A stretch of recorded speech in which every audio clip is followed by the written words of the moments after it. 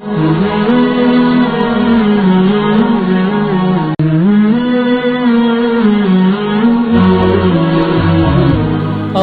ummi dan ayah-ayah sekalian, maka berhati-hatilah dalam mendidik anak.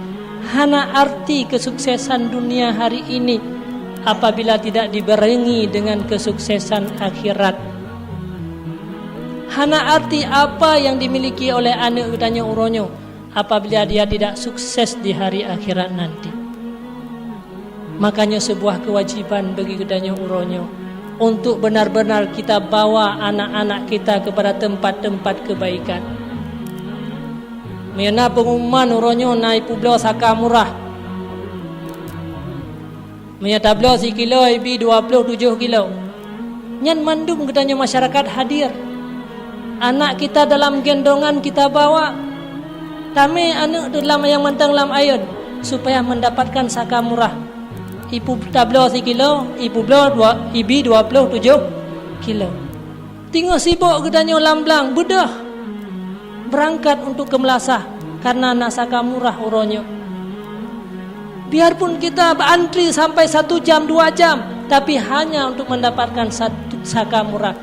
Tapi amal yang murah kita sia-siakan. Sabuh rakaat sembahyang berjamaah 27 kebalah. Hana sibuk dan hana payah antri. Berapa banyak orang yang hadir?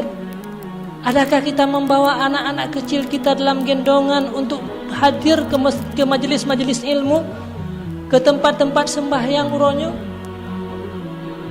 Nyo ke hari ini yang sudah salah gedanya dalam menjalani kehidupan ini, sehingga kita lupa kepada Allah, lupa kepada iman yang ada dalam dada kita. Nyo ke penyebab manusia-manusia di akhir zaman, dia akan hilang dan runtuh imannya nanti. Kemudian yang kedua, salah satu penyebab yang bisa meruntuhkan iman seseorang, gara-gara dia menjadi pemabuk. Orang yang banyak minum khamar, orang yang menghilangkan akal. Nyo yang kamerajalela kepada pemuda-pemuda kita hari ini. Memang indah dalam hidup kadang-kadang.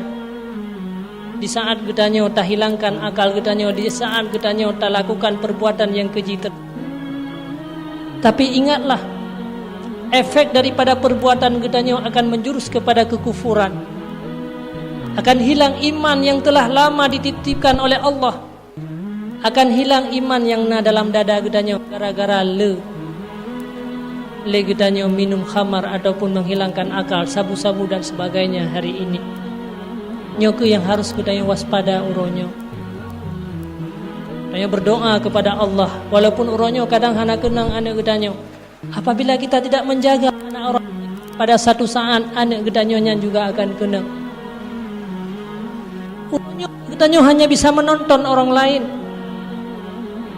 menjadi manusia-manusia pemabuk, anak orang lain menjadi orang-orang mabuk.